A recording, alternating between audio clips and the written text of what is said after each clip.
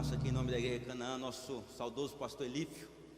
É o maior pastor da região, irmãos, né? Sem brincadeira, grande homem de Deus, né?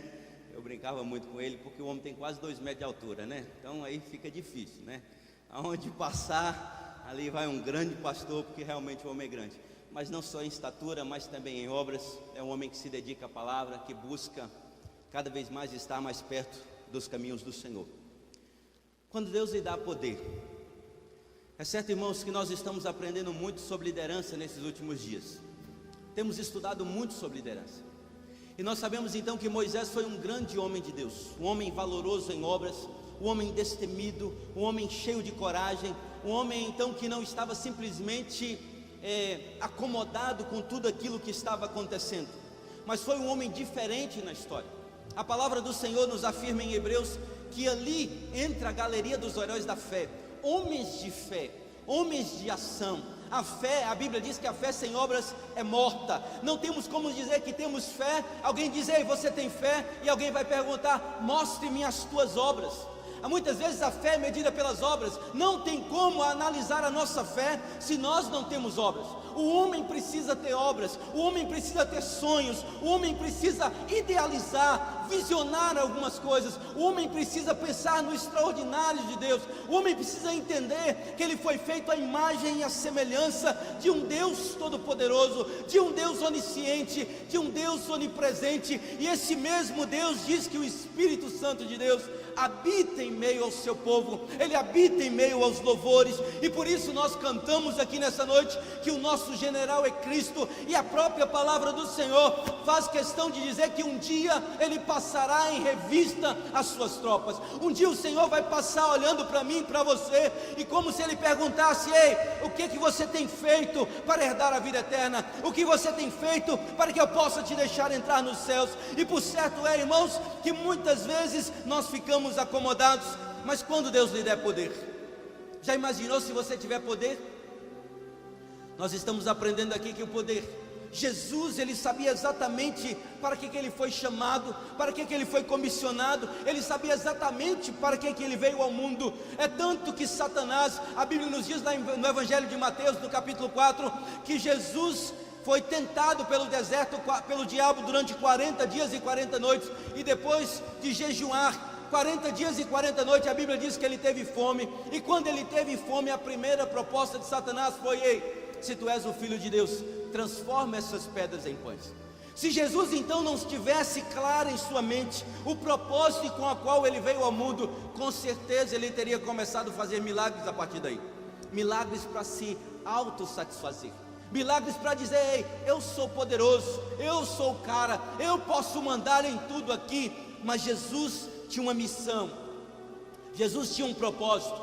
Talvez você fale assim: não, mas eu tenho poder, eu sou um grande empresário, eu sou um grande médico, eu posso fazer grandes coisas, porque eu tenho dinheiro, tenho condição. E nessa noite nós poderemos aprender de Deus que quando Deus te dá poder, Deus tem algo em vista, Deus tem algo em mente com a sua vida. Deus sabe exatamente aquilo que Ele quer fazer comigo e com você, e não foi diferente com Moisés. A Bíblia fala, na minha versão Almeida, ele faz questão de trazer como título desse texto que nós lemos, ele diz assim: Deus concede poderes a Moisés. Deus concede poderes a Moisés. A primeira coisa que nós precisamos pensar é que Deus nunca faz milagre para se aparecer. Deus é Deus de milagres, mas Deus não faz milagre para aparecer. Existem muitas pessoas que falam: não, eu tenho poder, eu tenho autoridade. E tem uns que até pedem uns trocados, falam: se você me der dinheiro, eu vou orar por você, eu vou fazer acontecer. Se for causas impossíveis, precisa de mais dinheiro. Não é isso que Deus disse, não é isso que Deus quer. Deus tem um propósito quando Ele se refere ao milagre. Deus tinha uma missão específica para Moisés, assim como Deus tem essa mesma missão para mim e por você. Ele tem uma missão para cada um de nós. Ele sabe exatamente aquilo que Ele quer para mim e para você, mas às vezes nós não conhecemos. E quando nós pensamos nisso, acerca desse poder que Deus dá, esse poder que Deus dá não é simplesmente um poder para que você possa fazer o que quiser, da forma que quiser, viver da forma que você planeja. Não, Deus tem um propósito na sua vida.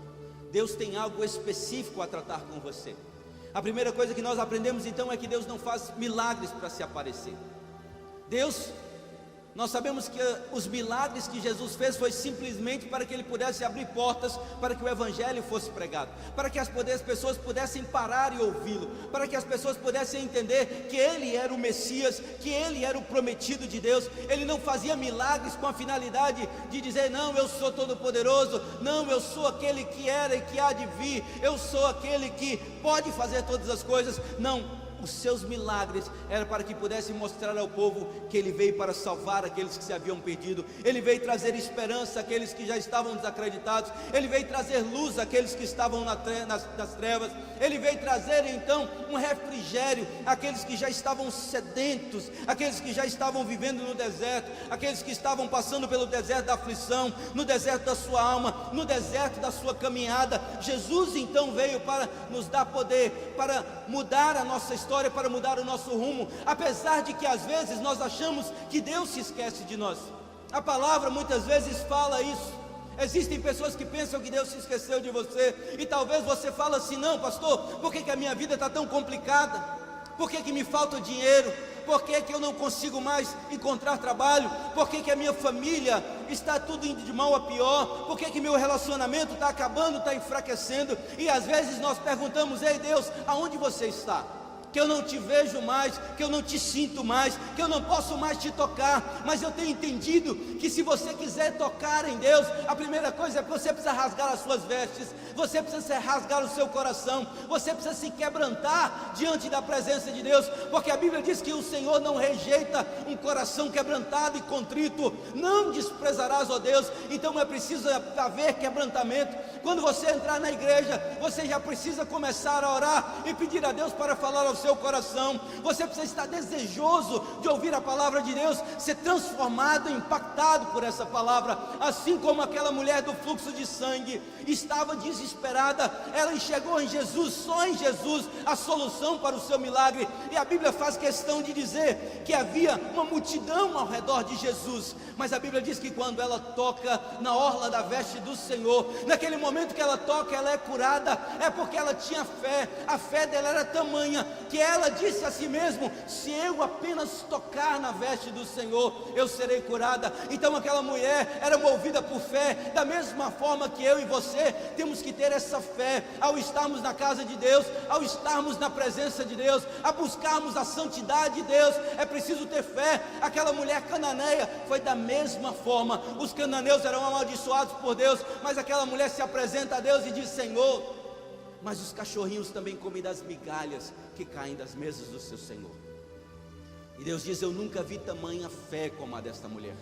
E o Senhor então opera milagres e salva aquela mulher por conta da fé daquela mulher. Mas o grande problema é que vai passando os tempos e a humanidade, cada vez nós vamos nos tornando incrédulos em relação à palavra de Deus, incrédulos ao agir de Deus, incrédulos aos milagres que só Deus pode fazer nas nossas vidas. Mas Moisés agiu diferente, Moisés pensou diferente, e nós podemos imaginar então que isso tem a ver com algumas coisas na vida de Moisés. O milagre que Deus fez na vida de Moisés tinha a ver com a sua identidade, com a sua renda e com a sua influência. E Deus pede a Moisés para entregar tudo que Moisés tinha. Todos nós sabemos então que Moisés, os seus primeiros 40 anos foram no Egito. 40 anos onde Moisés era chamado de filho da filha de Faraó. A Bíblia faz questão de relatar, o escritor aos Hebreus no capítulo 11, no versículo 26, que Moisés então recusa o título de filho da filha de Faraó. Ele recusa então ser príncipe do Egito. Ele recusa então por opróbrio a Cristo. Ele não só recusa o título de ser príncipe do Egito, como ele então recusa os prazeres momentâneos que a vida pode nos proporcionar. E muitos desses prazeres estão associados ao pecado. Ele recusou então aquilo que era momentâneo por aquilo que era eterno. Ele recusou um título então de um grande príncipe, de um grande homem do Egito, para ser então um servo de Deus, um homem de Deus. Mas Deus enxerga 3 coisas específicas na vida de Moisés, e todos nós precisamos entender qual é a nossa identidade, quem nós somos de fato, quem é eu e você quando ninguém vê. Nós sabemos então que Deus chama Moisés, não é porque Moisés era bonito, era forte, era alto. Deus tem então algo específico que Deus olha para Moisés e enxerga em Moisés. Quando nós pensamos em identidade, quando Deus olha para um grande homem, Ele quer levantar algum líder ou líderes na sua história, nós precisamos observar que a primeira característica que Deus observa nesses homens é que eram homens de caráter.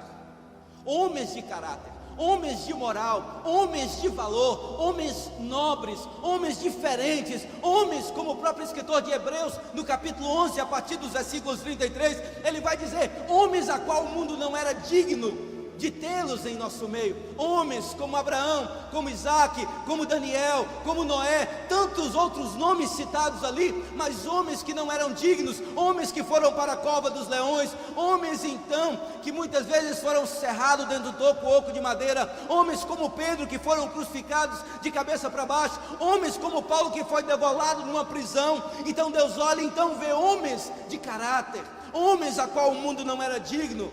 E eu pergunto, será que eu e você somos dignos de receber esse poder de Deus? Essa autoridade de Deus? E como nós podemos saber se alguém tem caráter ou falta de caráter? Aqueles que têm falta de caráter são aqueles que muitas vezes se envolvem em mentiras, em escândalos. Aquelas pessoas que já acostumaram a não dizer verdades. Aquelas pessoas então que já têm prazer em mentir, que já têm prazer em enganar. Por certo, eu e você já mentimos. Alguma vez da nossa vida você já contou alguma mentira? Quando alguém chega na sua casa e diz assim, cadê pai? E você diz, não posso atender. Ou diga que está tomando banho, ou diga que está no telefone. E aí às vezes você mente e acha que isso é normal. O grande problema é quando isso vai se tornando corriqueiro na nossa vida, quando isso vai tornando um costume em nossa vida. Às vezes você diz, uma irmã, liguei, dá para você dar uma passadinha aqui em casa? E você diz, não dá, porque eu estou fazendo outra coisa. É porque você já fica pensando, ei, vai me amolar, vai me ocupar o dia todo.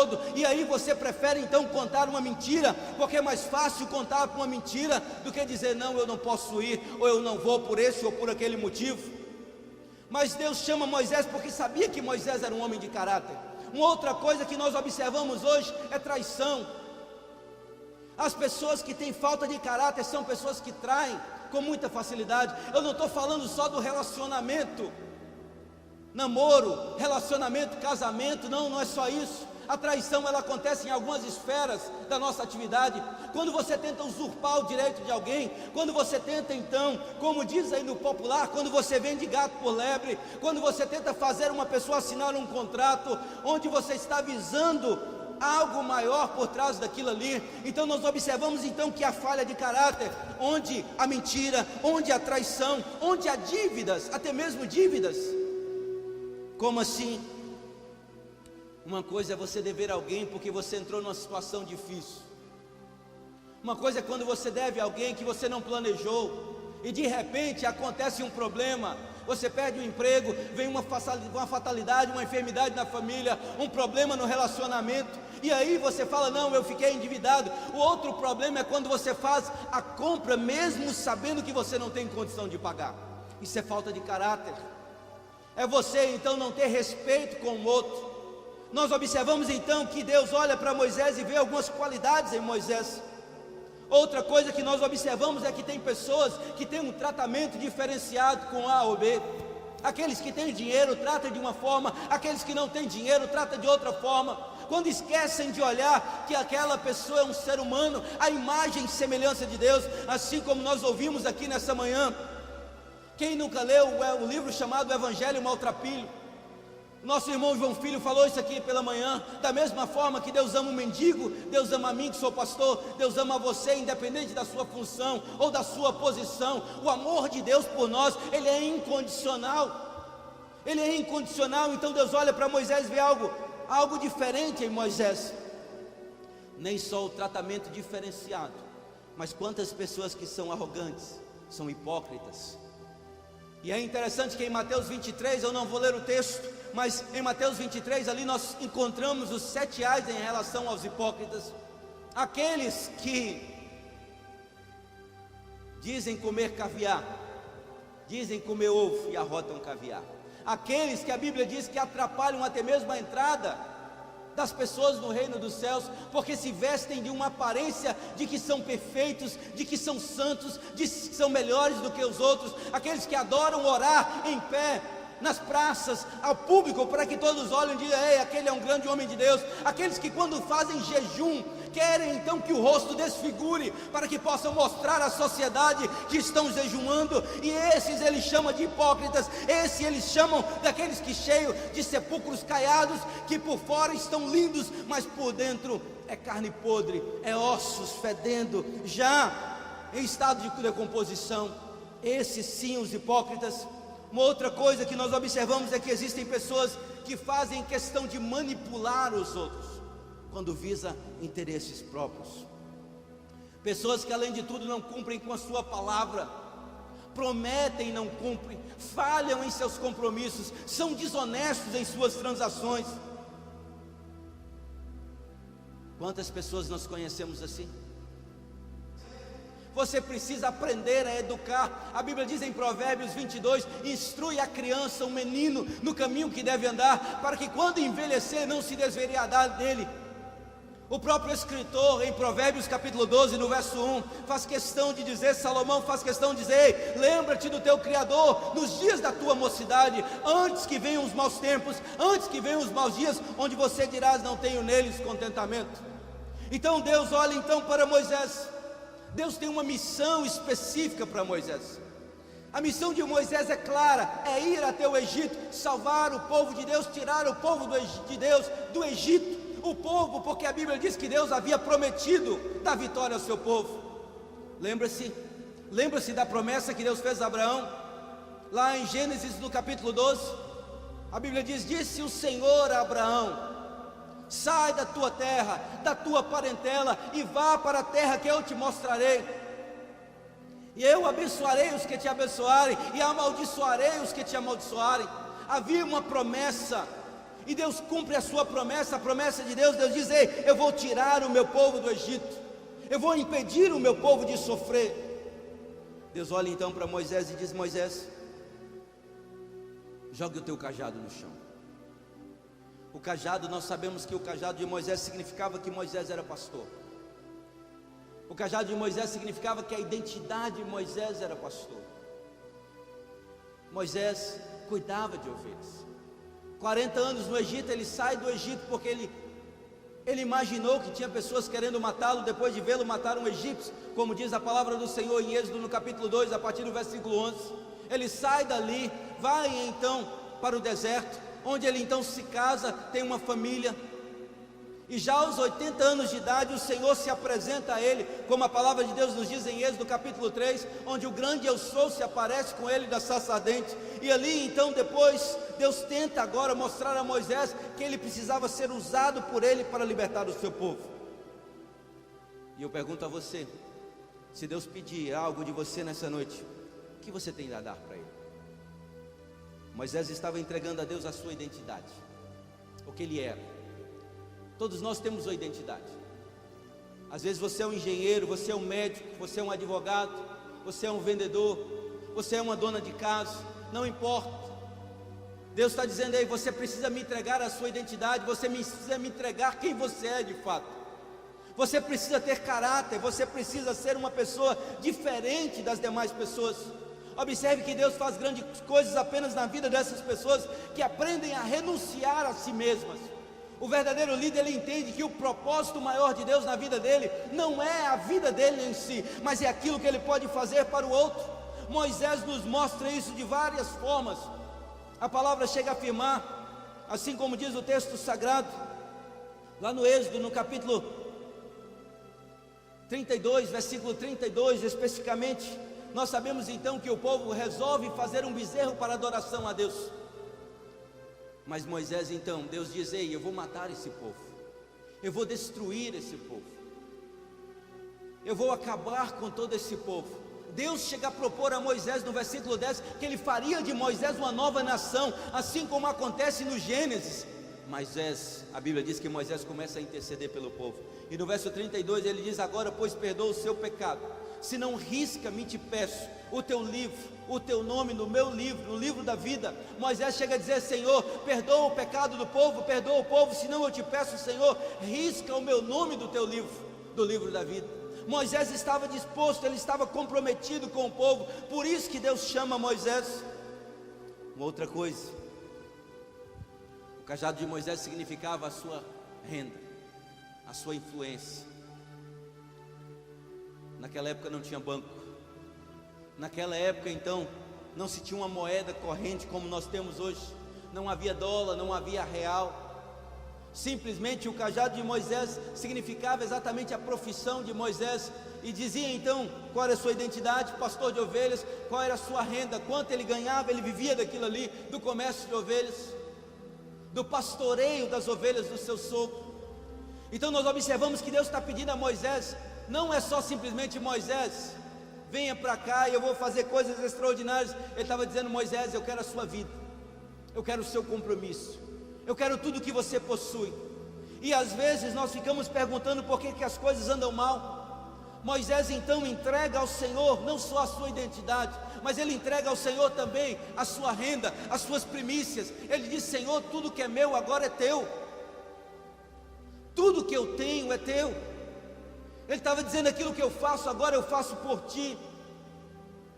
Nós observamos então hoje, infelizmente, às vezes as pessoas procuram motivos para não serem honestas com o Senhor. Às vezes culpam a igreja, culpam líderes espirituais, mas o seu compromisso com Deus é você e Deus, e só Deus pode julgar pelos seus compromissos. Porque a Bíblia faz questão de dizer, muitas vezes as pessoas passam por necessidades, passam por aflições, porque não são fiéis ao Senhor, não devolvem ao Senhor daquilo que o próprio Deus lhes dá. Não porque Deus precise de dinheiro, Deus não precisa de dinheiro. Deus é dono do ouro e da prata. Deus, nós observamos que em nenhum momento da história Deus não deixa a sua igreja, porque em todo tempo, quando sai, volta outros para abençoar o reino de Deus, e é sempre assim. A grande questão é que quando nós adoramos ao Senhor com as nossas primícias, é culto, é adoração. O mesmo culto que você oferece a Deus quando você está abrindo a sua boca, louvando, adorando ao Senhor, quando você está dizimando e ofertando, você está fazendo o mesmo na casa do Senhor. Culto, dízimo e oferta é adoração. É adoração, é tudo aquilo que você tem, você diz: eu entrego a Deus. Então ele diz: Moisés, entrega o teu cajado. E Moisés entrega o seu cajado. E algo nos chama a atenção, porque a Bíblia diz que quando Moisés jogava o cajado no chão, o cajado se transformava em uma serpente. Quando Moisés pegava então o cajado novamente, ele se tornava num pedaço de madeira.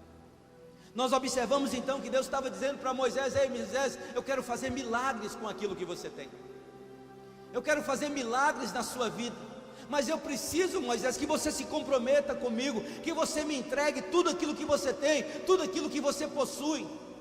E quando Moisés entregava, então o milagre acontecia. Deus diz: ei Moisés, e Moisés duvidando: mas Senhor, se eles não crerem em mim. Deus diz: Moisés, coloca a mão no peito. E a Bíblia diz que quando ele coloca a mão no peito, a mão fica leprosa, branca como a neve. Ele diz: Moisés, coloca de novo, e ela sai sã, curada novamente. Deus diz: ei, se não crerem no primeiro, no segundo milagre, virá um terceiro milagre, e assim sucessivamente. E nós vamos perceber então que Deus é o Deus de milagres. Deus não foi só um Deus que fez apenas esses milagres através da vida de Moisés, não, mas foi o Deus que tirou a água da rocha, foi o Deus então que fez o povo passar seco pelo mar vermelho, foi o Deus então que lança pragas sobre o Egito, para que o povo pudesse sair do Egito. É o mesmo Deus que continua operando na vida dos seus filhos e filhas até hoje. Mas às vezes nós não cremos no milagre. Moisés sabia que existiam incrédulos que não creriam nele. Da mesma forma, o tempo passa e as pessoas não mudam. Você pode dizer: não, mas no passado era diferente. Era a mesma coisa. É tanto que mataram o Messias. Existem pessoas que creem, pessoas que não creem em Deus. Mas uma coisa Moisés nos ensina, ele disse: Senhor, eu só irei se tu fores. Em Êxodo capítulo 33, no versículo 15, Moisés chega a afirmar: Senhor, eu só vou se o Senhor for comigo. Eu só farei algo se o Senhor for comigo. A Bíblia diz: então lhes disse: se tu mesmo não fores conosco, não nos faça subir daqui.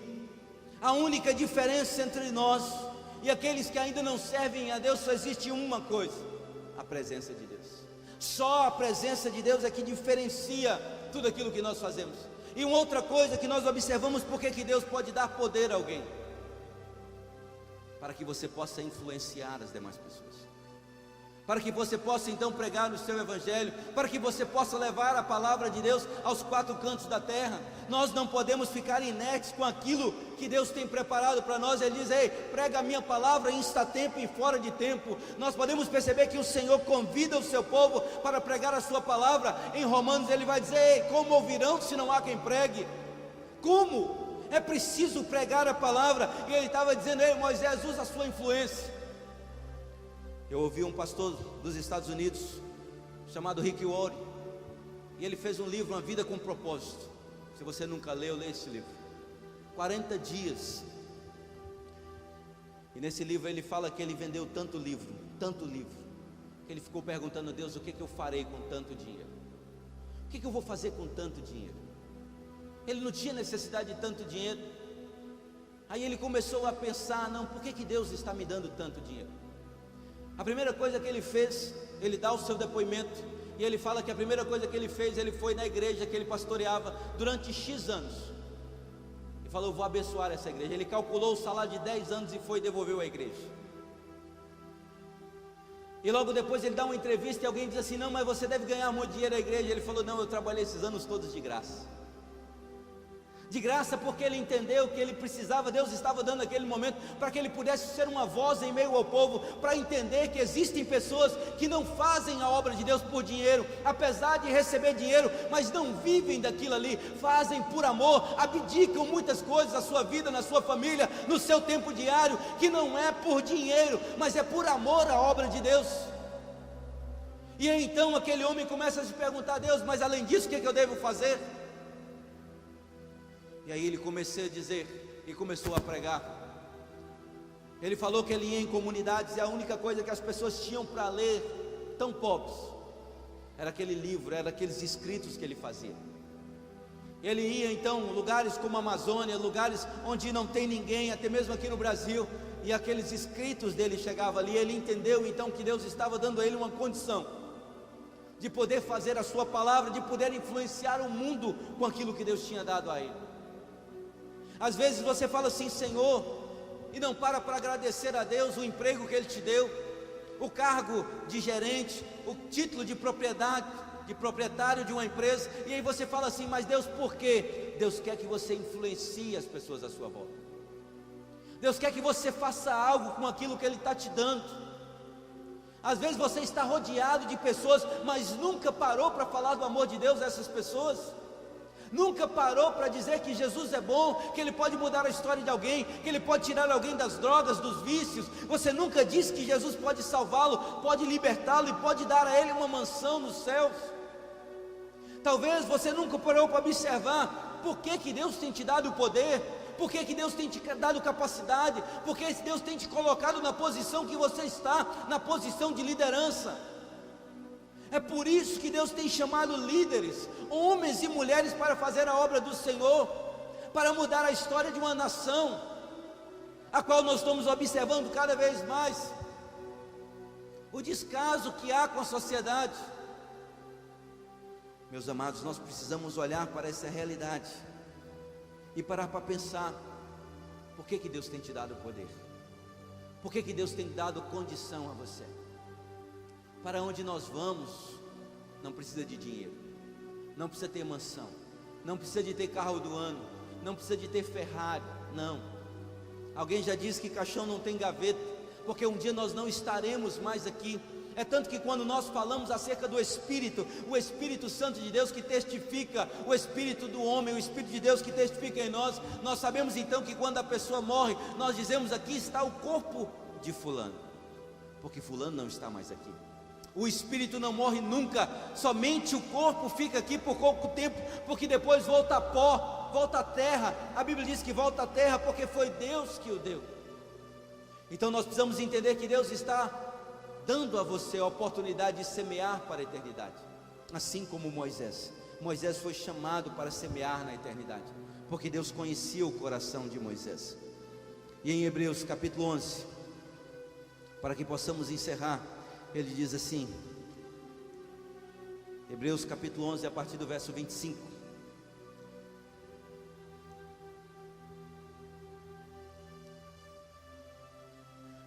Diz assim: escolhendo antes ser maltratado com o povo de Deus do que por um pouco de tempo ter o gozo do pecado. Deus sabia quem era Moisés, Deus conhecia o coração de Moisés, e Deus sabia então que Moisés estava dizendo: ei, eu prefiro ser maltratado do que sentir um prazer momentâneo pelo pecado.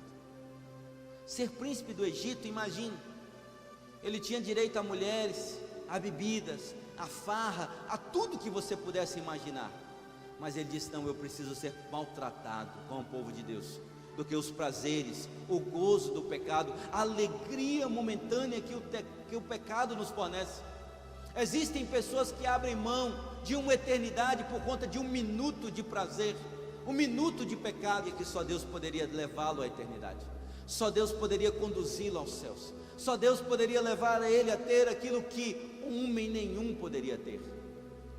Se Deus lhe der poder, pare e pense, como você pode usar o poder que Deus tem te dado? Como você pode então aproveitar ao máximo as oportunidades e os presentes que Deus tem colocado na sua vida?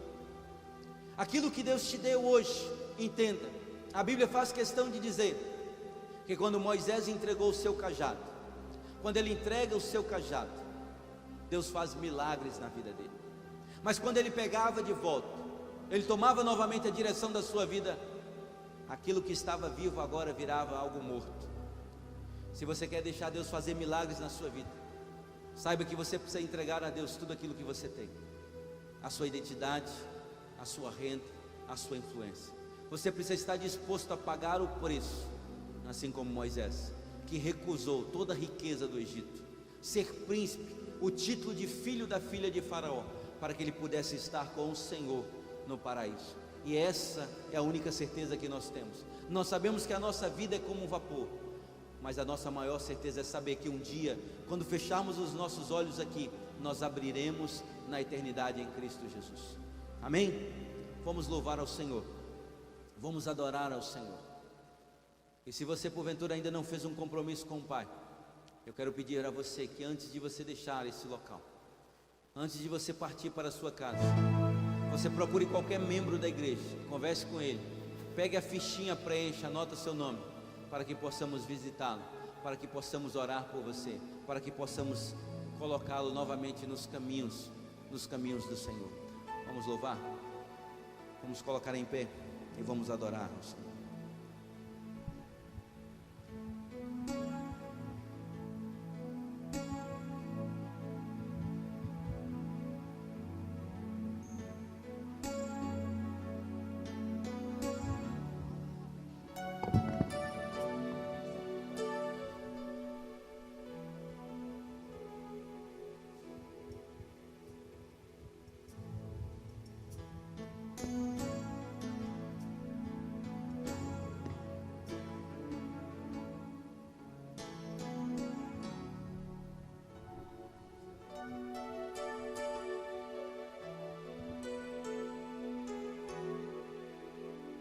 Apesar das feridas, apesar das decepções, eu te chamei,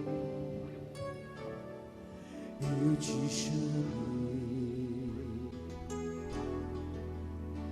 Apesar do passado, apesar das desilusões, eu te chamei,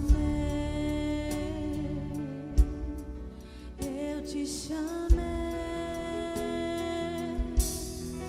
Deixa eu te usar para curar, deixa eu te usar para salvar.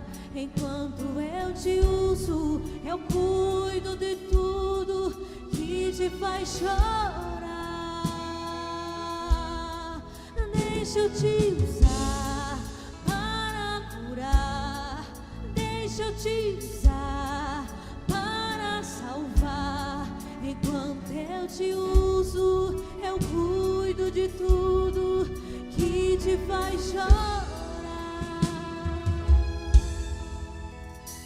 Apesar das feridas, apesar das decepções, eu te chamei. Eu te chamei. Apesar do passado, apesar das desilusões, eu te chamei. Eu te chamei. Deixa eu te usar para curar. Deixa eu te usar para salvar. Enquanto eu te uso, eu cuido de tudo que te faz chorar. Deixa eu te usar para curar. Deixa eu te usar para salvar. Enquanto eu te uso, eu cuido de tudo que te faz chorar.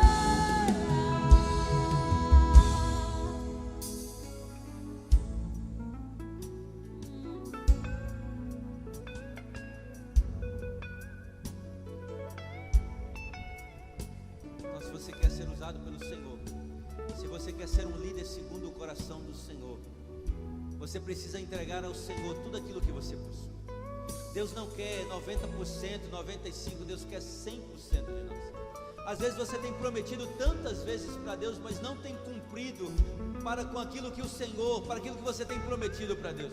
Você precisa aprender a cumprir tudo aquilo que você tem prometido para Deus. E se você quer assumir um novo compromisso com o Senhor, de entregar a Deus verdadeiramente aquilo que você possui, eu quero simplesmente que você levante a sua mão. Eu quero orar por você. Tem alguém? Talvez você tenha feito promessas para Deus. Diz: Senhor, eu quero ser um líder, eu quero evangelizar, eu quero pregar, eu quero fazer a tua vontade, eu quero ser como Moisés, um desbravador, um libertador. Se você quer, eu quero que orar por você. Tem alguém que gostaria? Como nós não podemos demorar, se você quiser, esteja nos procurando, para que possamos orar por você. Estenda as suas mãos, eu quero abençoar a sua vida. E eu quero aproveitar esse momento também, chamar os nossos aniversariantes para vir aqui à frente. Os aniversariantes dessa semana. Hoje tem nosso irmão Cosme fazendo aniversário. Cá, irmão Cosme. Tem a filha da nossa irmã Alessandra também fazendo aniversário. Tem mais algum aniversariante? A Esther, mas a Esther não está aí. Também não está. Roni também fez aniversário essa semana. Eu quero que você estenda as suas mãos, nós vamos orar e depois nós estaremos ministrando a bênção do Senhor.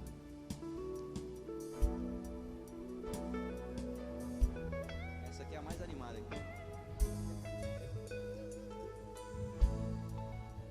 Então vamos orar, irmãos. Eu quero que você estenda as suas mãos. Eu quero que você ore aí agora. Eu quero que você profetize sobre a vida desses irmãos e irmãs aqui na frente. Derrama a tua graça sobre a vida deles. Pai, nós te louvamos, ó Deus, na beleza da tua santidade. Pai, nós te louvamos, ó Pai, porque o Senhor é maravilhoso. É o conselheiro, Deus forte, Pai da eternidade, é o príncipe da paz. Nós te louvamos, ó Pai, porque o Senhor nos chamou para a tua obra, porque o Senhor é o Deus de promessa. O Senhor não é filho do homem para que minta, nem para que se arrependa, pois tendo o Senhor prometido, o Senhor fará nas nossas vidas. Pai, nós te louvamos pela vida dos teus filhos, Deus, que completam mais um ano de vida na tua presença.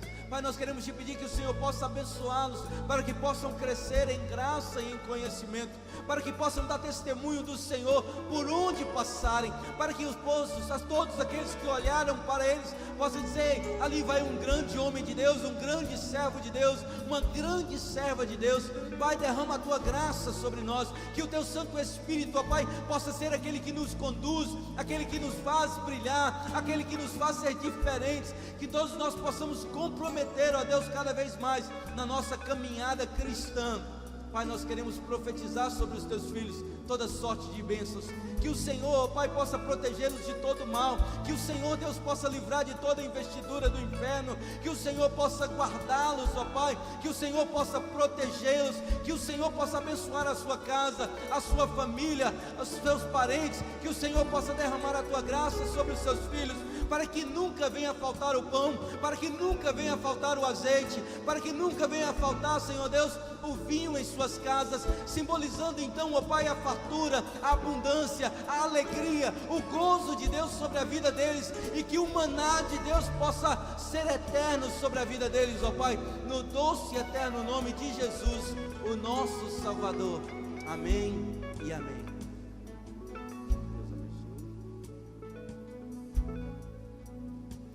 Estenda as suas mãos, vamos abençoar-nos.